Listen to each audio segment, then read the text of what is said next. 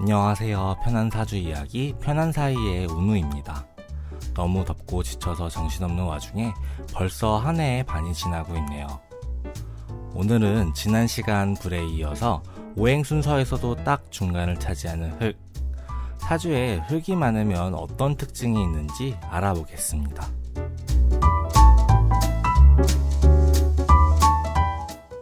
먼저 흙이 가진 특징부터 이야기해볼까요? 첫째, 혼잡성입니다. 흙은 여러가지 물질이 이리저리 섞여 있죠. 그렇다 보니 꽤 복잡해져서 무언가 딱 하나로 특정하기 어려운 면이 있습니다. 둘째, 뛰어난 포용력입니다. 이미 여러가지 물질을 품고 있기 때문에 다른 존재에 대한 수용성도 아주 높습니다. 그래서 흙이 많으신 분들은 다양한 사람들과 무리 없이 소통하는 데 능합니다. 셋째, 형상화하기 좋습니다. 나무를 원하는 대로 다듬으려면 도끼나 톱이 필요하고 불은 모양을 고정시키는 것 자체가 불가능에 가깝죠. 금이나 물도 다른 오행에 도움이 필요한 반면 흙은 당장 손으로 뭉쳐 모래성을 만들 수 있듯 무언가를 형상화하는 데 아주 유리합니다. 그래서 실질적인 결과를 남기는 데 유용한 오행입니다. 넷째, 실질적인 이득을 취하기 좋습니다. 우리가 보물을 찾거나 숨길 때 흙에 파묻어 두는 것처럼 흙은 창고의 역할을 합니다. 앞서 말씀드린 세 번째 특징과 맞물려 실리를 챙기는 데 아주 유리한 오행이죠. 다섯째, 헤어나올 수 없는 매력입니다. 사람이 죽을 때 흙에 묻히죠? 그런데 명리학에서는 우리가 누군가에게 푹 빠져드는 것도 사람이 땅에 묻히는 시기와 같은 맥락으로 봅니다. 그래서 흙이 많으신 분들은 한번 빠지면 빠져나오기 힘든 매력 덩어리인 경우가 많아요. 여섯째, 부동성입니다.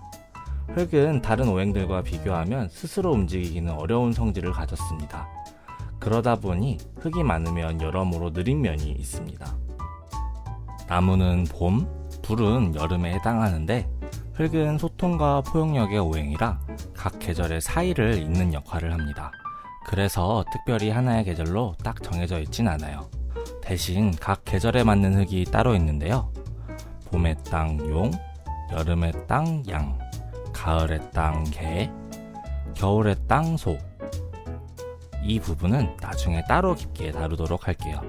그렇다면 내가 어떤 오행이냐에 따라 흙이 많으면 어떤 작용을 할까요?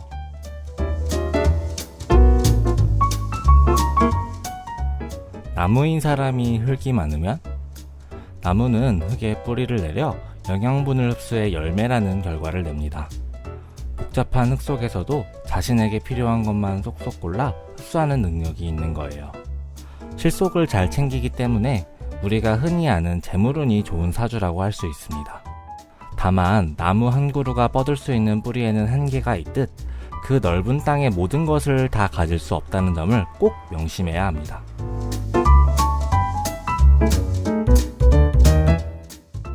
불인 사람이 흙이 많으면 불이 활활 타오르고 나면 결국 재가 되어 흙으로 돌아가죠. 즉, 불이 스스로 에너지를 쏟아 일한 뒤 실질적인 결과물을 남기는 형태가 됩니다. 흔히 말하는 일복이 많은 사주인데요. 흙에 형상화하는 힘과 차곡차곡 쌓아두는 창고의 성질이 시너지를 내어 내가 땀 흘려 일한 성과가 눈앞에 확실히 보이고 착착 쌓여가는 쏠쏠한 보람을 느낄 수 있습니다. 여성분의 경우 남자복이 약해져서 연애가 조금 힘들어질 수도 있습니다.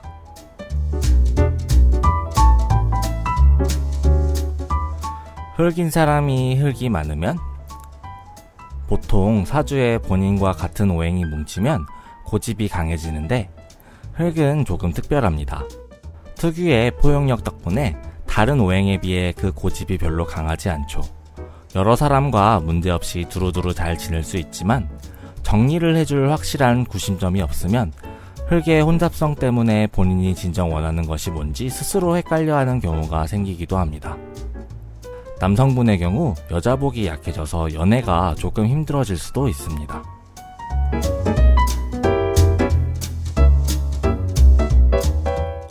금인 사람이 흙이 많으면 흙 속에 여러가지 물질들이 뭉쳐져 단단한 광물이 만들어지듯이 흙이 금을 든든하게 도와주는 형태가 됩니다. 그래서 금액의 흙은 나를 이끌어주는 사람복이나 도움으로 작용합니다.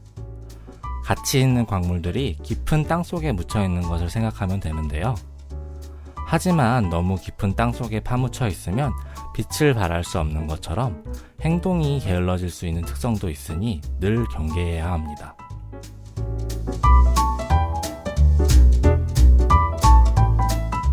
물인 사람이 흙이 많으면? 물이 넘치면 흙으로 둑을 쌓아서 막아주듯 흙은 물이 엇나가지 않게 방향을 잡아주고 통제해주는 역할을 합니다. 즉, 나를 다듬어주는 규칙이나 강한 책임감으로 작용하게 되죠. 물 특유의 고요함과 움직이지 않는 흙의 특성이 만나 정말 든든하고 믿음직한 사람이 됩니다. 하지만 이 특징이 역으로 작용하면 엄청난 책임감의 압박 때문에 행동이 소극적으로 변하고 중요한 순간에 오히려 방관자가 될 수 있으니 유의하는 것이 좋습니다. 자, 오늘은 사주에 흙이 많으면 어떤 특징이 있는지 알아보았습니다. 어떤 오행이든 간에 사주에 흙이 많으면 정리 부분에 약점을 보일 수 있으니 이 점을 유의하는 것이 매우 중요합니다. 여러분의 흙이 황량한 황무지가 아니라 예쁘게 잘 정리된 비옥한 밭이 되기를 바라며 오늘 이야기 마치겠습니다. 다음 시간에는 날카로움의 오행, 금에 대한 재미있는 이야기로 돌아올게요. 지금까지 편한 사이의 운우였습니다. 우리 다음 영상에서도 편한 사이로 다시 만나요.